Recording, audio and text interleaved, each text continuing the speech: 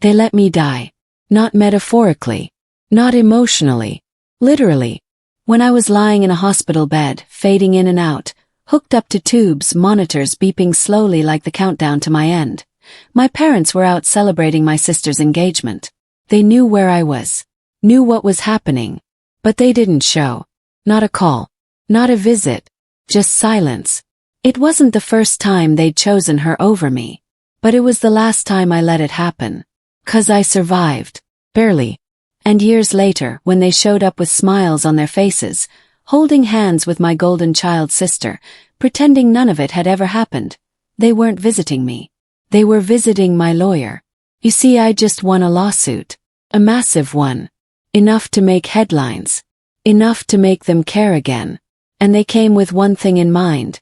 My inheritance.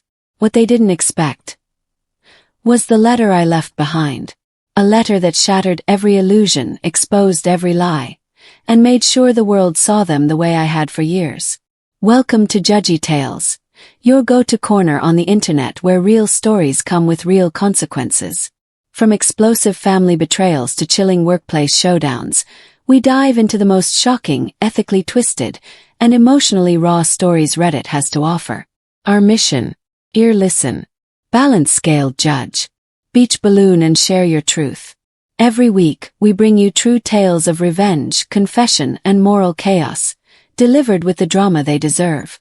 So if you're into stories that make your jaw drop and your conscience tingle, you're in the right place. Now back to my story. I wasn't supposed to be here. According to the doctors, I should have died that week.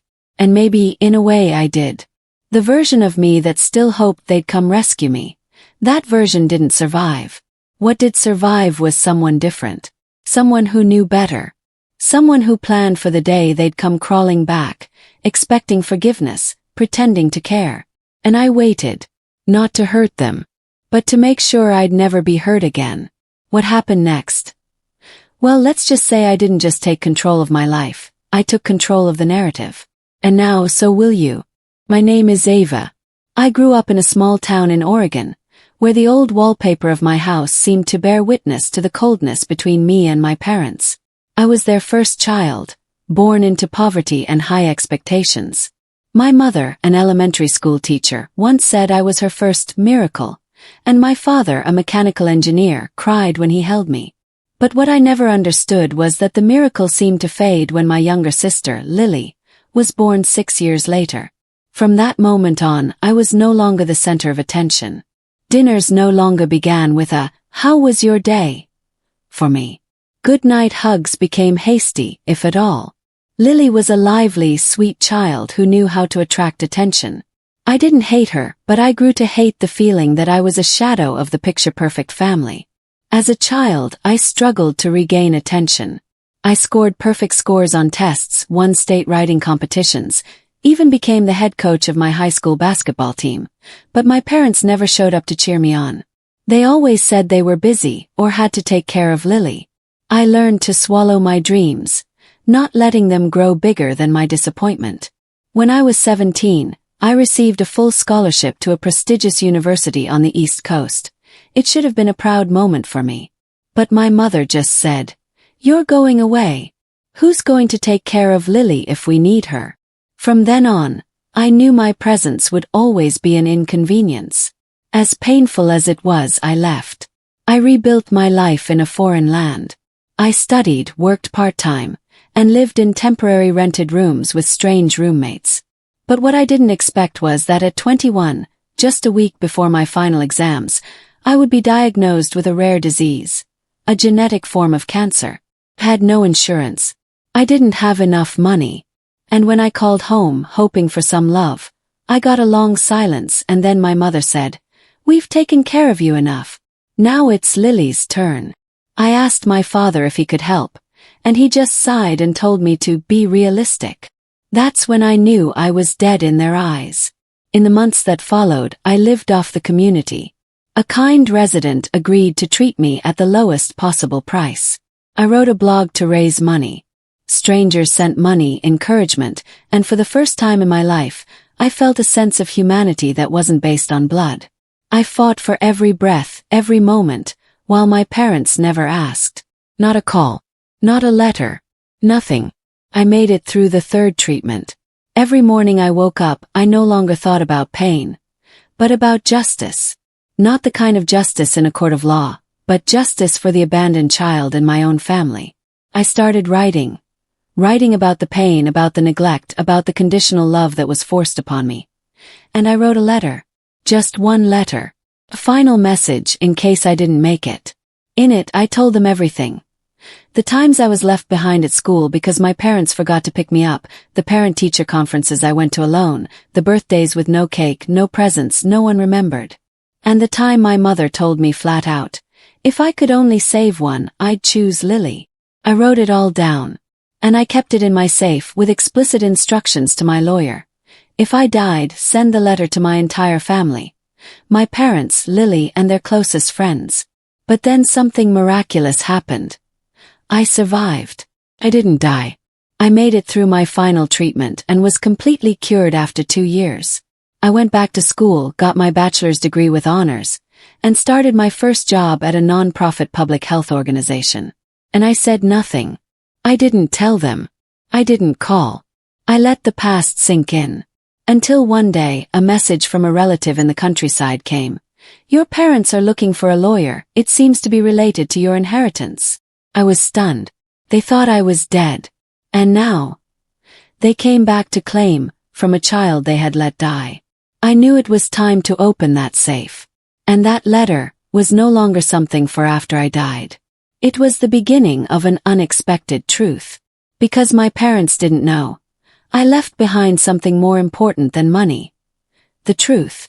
And now, I was gonna let the whole world know who they were, that I left behind something more important than money. The truth.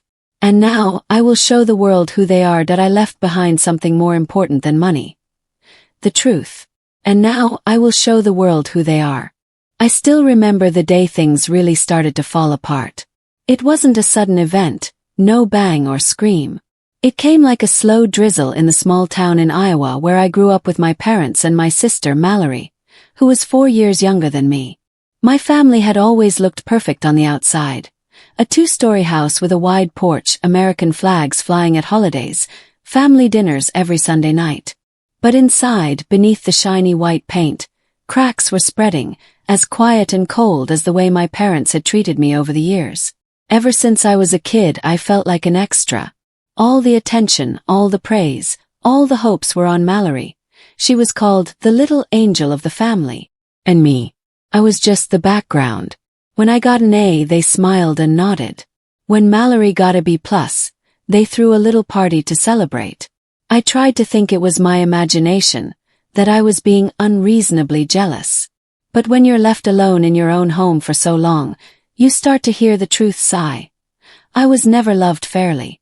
I thought I could handle it. I thought that if I just tried, if I just put in the effort, I would be accepted. But then, when I was 17, I started having terrible stomach pains. At first it was just a throbbing pain, but then it turned into a burning sensation, as if someone was scratching my insides with iron nails. I told my mother. She said I was worrying too much. I went to see my father. He nagged me about my unhealthy diet. So I self-medicated with over-the-counter medications for 6 months. 6 months of hell that no one in my family really cared about. No one. One night, when I collapsed in the bathroom, blood pouring from my mouth, my parents finally called an ambulance. At the hospital, the doctors said I had a severe stomach ulcer, which had caused internal bleeding. They said that if I had arrived a few hours later, I would have died. I remember lying in the hospital bed, tubes running up my arms, looking through the frosted glass at my parents standing outside, their faces cold. No regret, no fear, no love, just an inconvenience. A crisis that disrupted their weekend plans. After that, I was no longer the quiet kid. I became cold, reserved, focused on getting out of that house. I applied for a full scholarship to the University of Oregon and got it. No one congratulated me. They just said, "Yeah, good for you." Then they went on to brag about Mallory's high school cheerleading record. I was used to feeling that way, overshadowed, sidelined. But I had no idea how vicious the abandonment would escalate. 3 years later, in my junior year of college, I discovered I had a rare autoimmune disease, systemic lupus erythematosus. My body began attacking itself. Joint pain, extreme fatigue, and constant high fevers. I was hospitalized multiple times, put on immunosuppressants so strong that my hair fell out in patches. I tried to keep it all a secret from my family, because I knew they wouldn't care. But when the hospital bills piled up and my student insurance couldn't cover it all, I was forced to call my parents and beg for help. I hoped for just a little bit of compassion, a glimmer of hope that they would reach out. But they didn't. My father smiled faintly and said, "You should work overtime. Kids these days are so weak." My mother said, "Don't bother Mallory. She's taking her college entrance exams." I remember crying after I hung up. Not because of what they said, but because I had naively hoped they would be different. About a week later, I was informed that someone had paid for all my medical bills. I was stunned, not understanding what was happening. After asking around, I learned that it was my grandmother, the only person in my family who had ever truly cared about me. She had been secretly monitoring my health through old neighbors, and when she heard that I was seriously ill, she immediately sold part of her land to pay for my medical expenses. I cried all afternoon, not because of the pain of my illness, but because in that frozen world, there was still a hand outstretched for me. From then on, I lived with the help of my grandmother. She was not rich, but she gave me everything she could. She said, "Without you, I would have no hope for this family." She and I became incredibly close, almost the only connection I had left. I began to recover. The disease did not go away, but it stabilized. I finished college, graduated with honors, and got a steady remote job as a writer. Step by step, I rebuilt my life from the ashes. No parents, no sister, just me and my grandmother, until the day she died. Her death came suddenly, a stroke in the middle of the night while she was asleep. I got a call at 6 a.m. from the local hospital where she was admitted.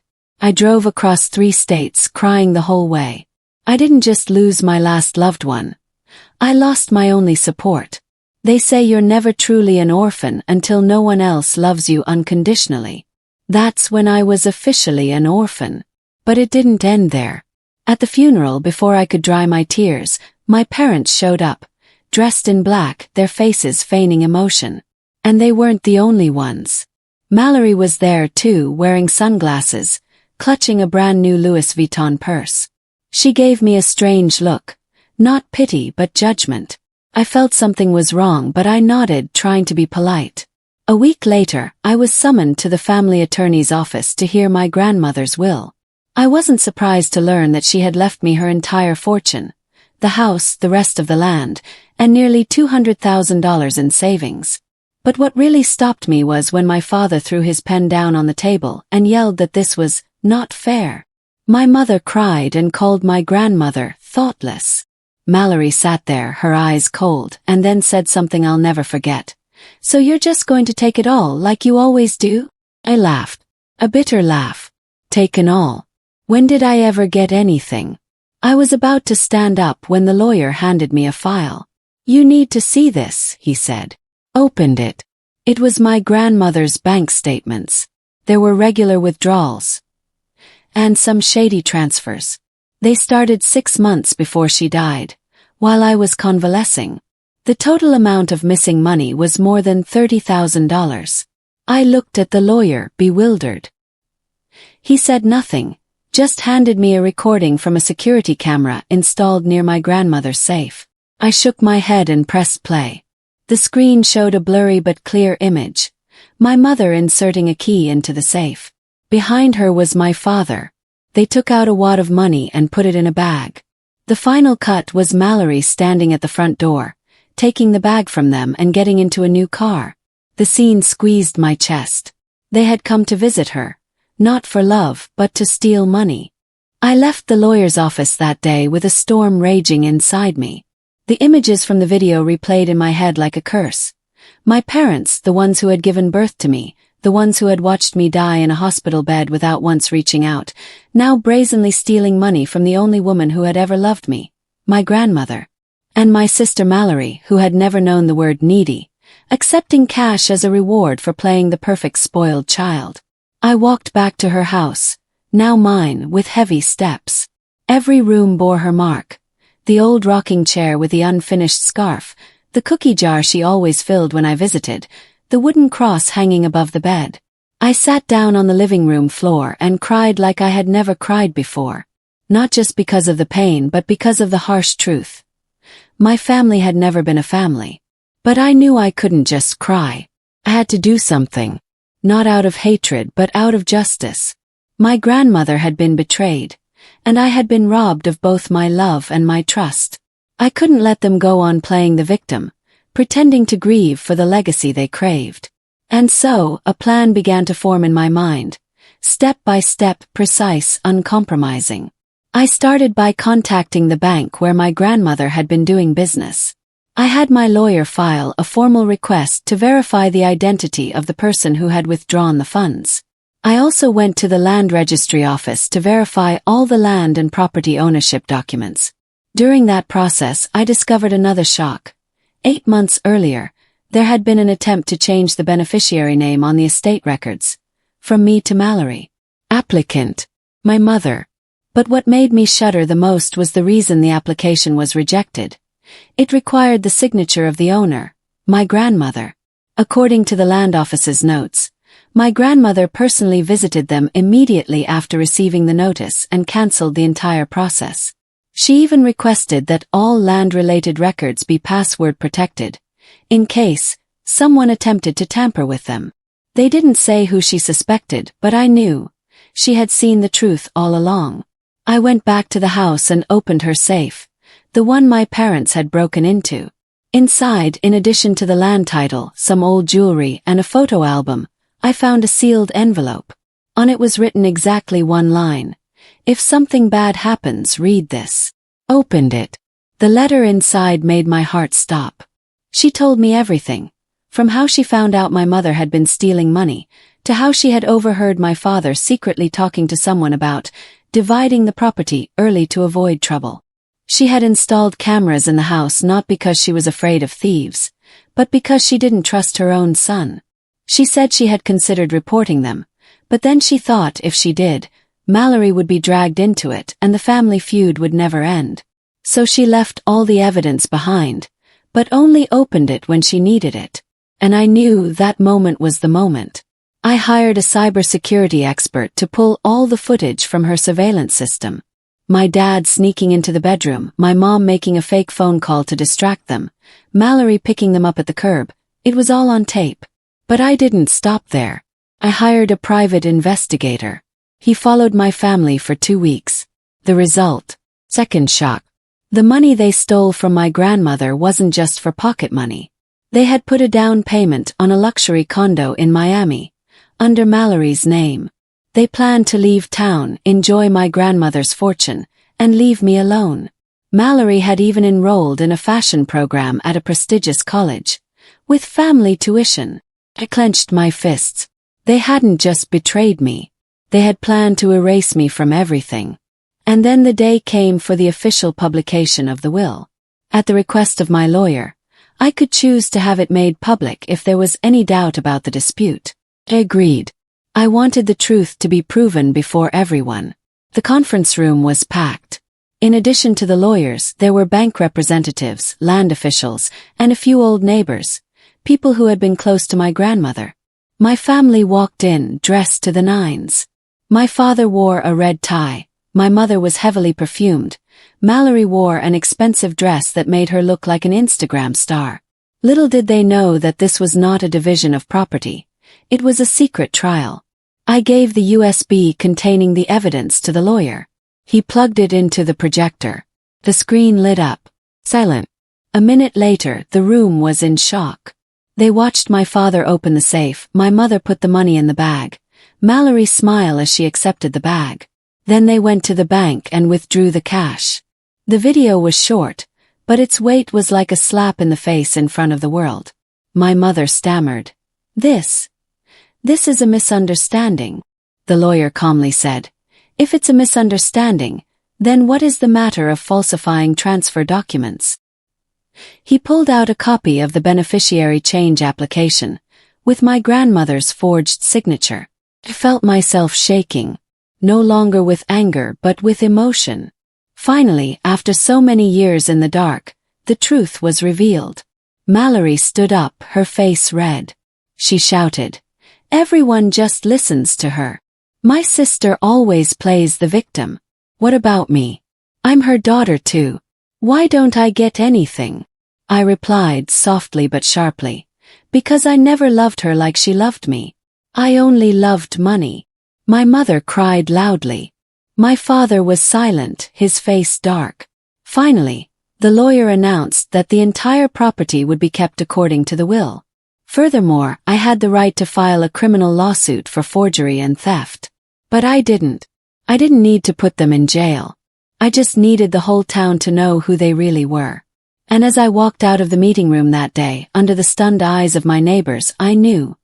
Their reputation, the thing they had once taken pride in, was forever in ruins.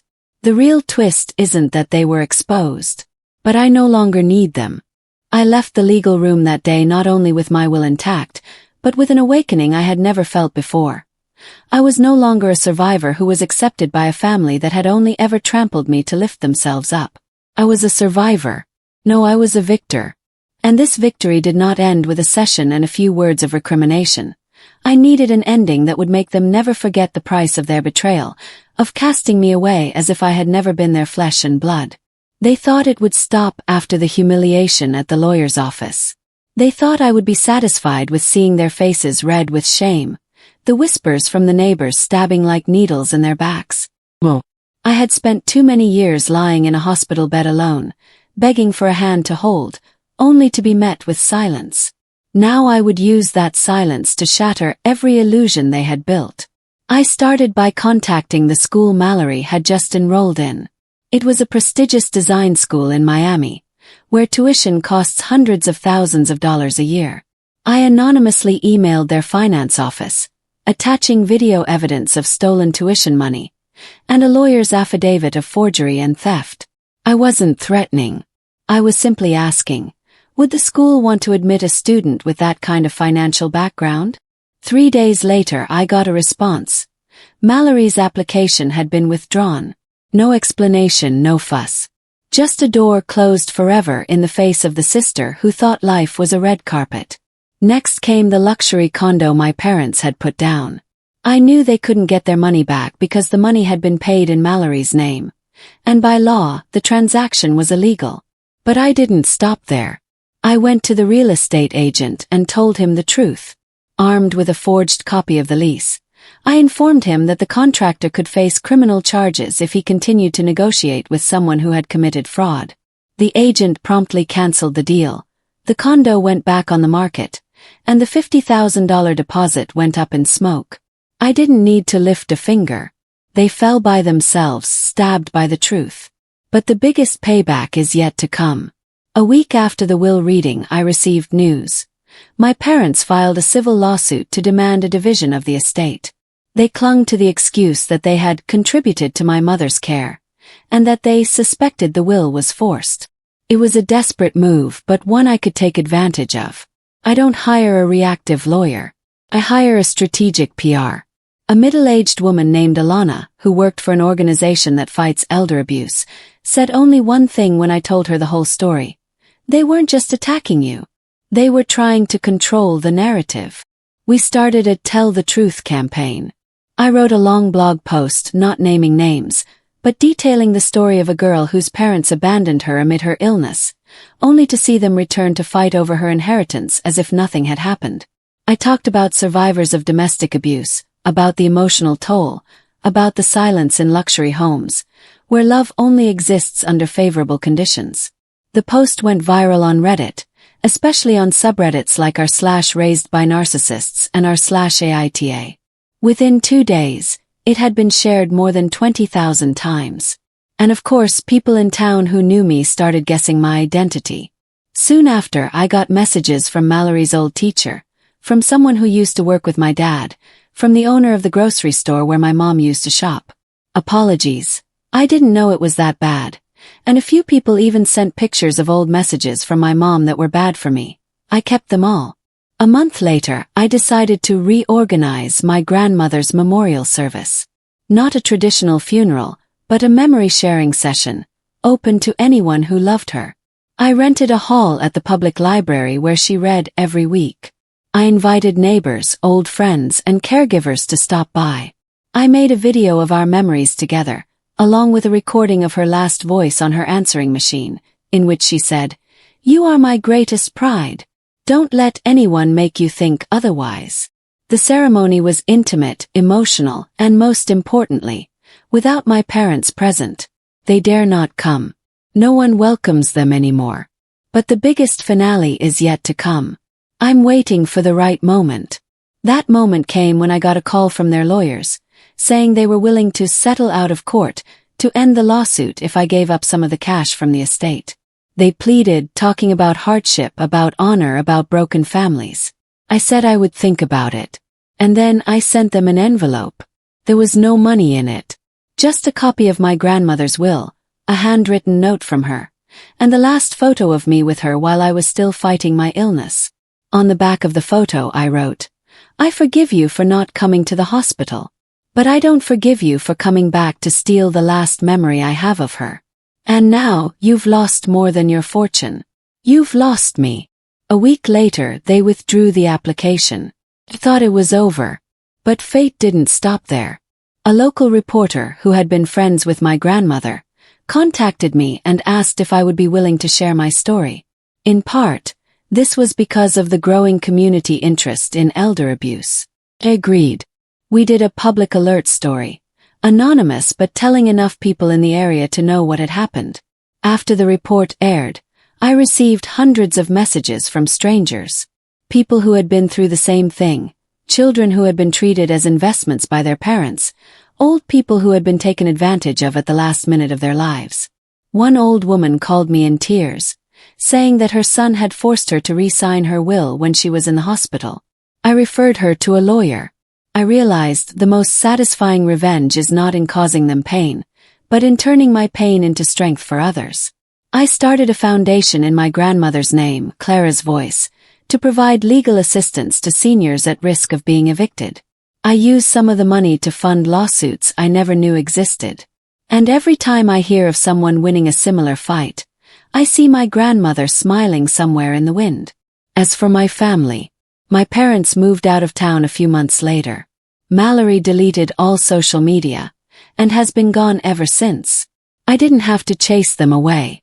The truth forced them to leave. And I still live in her old house. Every morning when I make tea, I open the window to let the wind blow through the dusty bookshelves. I write, I tell stories, I listen. And when people ask me why I do all this, I just say, because I was once left to die. But instead of dying, I chose to rewrite the ending. This ending is mine. And I don't need them in there. I don't know what expression my parents wore when they read my letter. Only that the attorney told me later their faces went completely blank, like someone had pulled the power cord out of their souls. I wish I could say that gave me satisfaction. But what I really felt was release. Took a long time to write that letter. Not just because I needed the right words, but because I needed the right peace. I wasn't seeking revenge. I wasn't trying to hurt them like they hurt me. I wanted them to feel something they had long buried. Truth. Real, unfiltered, raw truth. The kind they couldn't lie away, explain away, or deny under the pretense of doing their best. I told them I knew everything. The abandoned insurance claims. The ignored test results. The tough love. That was just a cheap excuse for neglect. And worse. The conversations they thought I didn't hear, when they said they didn't want to be financially crippled by my condition. When they said I was probably not going to make it anyway. When they referred to me as a burden. Burden. But I also told them something else. Something they probably didn't expect. I forgive you, but not for you. For me. Because the truth is, carrying their darkness inside me was killing me faster than any diagnosis. I couldn't breathe under the weight of it. I couldn't live fully while still trying to earn love they were never going to give freely. That letter wasn't a weapon. It was a farewell. Severance. A closing of the circle. I left everything I had to people who showed me love without being obligated to. My nurse who held my hand through chemo. My college roommate who drove 4 hours just to sit by my side during a bad flare-up. My old professor who offered to adopt my dog if I couldn't care for him. These people showed up not because they had to, but because they chose to. That's what family is. It's not blood, it's intention, presence, compassion. I think we grow up believing that forgiveness means reconciliation. That forgiving your parents means letting them back in. But sometimes, the bravest form of forgiveness is letting go without looking back. It's drawing a boundary so firm that even grief can't cross it. It's saying, this ends with me. My parents didn't cry at the funeral. My sister didn't speak. The room was filled with people they didn't recognize. People who did love me. People who knew me not as a financial liability or obligation, but as a person with dreams, fears, and a wild, stubborn heart that refused to die quietly. The letter ended with one final line. If you came here looking for what's mine, you missed the part where you already lost something far more valuable, me. And that was it. No last-minute reconciliation. No heartwarming reunion. Just truth, spoken in a voice that can't be silenced anymore. And maybe, just maybe, that truth will echo in their empty house long after the money is gone. Maybe it'll haunt them. Maybe not. That part no longer matters to me. What matters is that I told my story. That I lived my truth, even if it cost me my family. And in doing so, I built a new one. One that saw me, heard me, fought for me. If you're watching this and you've ever felt like the people who were supposed to protect you left you stranded, I want you to hear this. You are not alone. You are not broken. You are not too much or not enough. You are worthy exactly as you are. The absence of their love does not define the presence of your value. Sometimes the people who break us are the ones we keep going back to, hoping they'll finally pick up the pieces. But the hardest truth is, some people will never choose you, no matter how loud your pain screams. And that's not your failure. It's theirs. We don't get to choose the families we're born into. But we do get to choose who stays.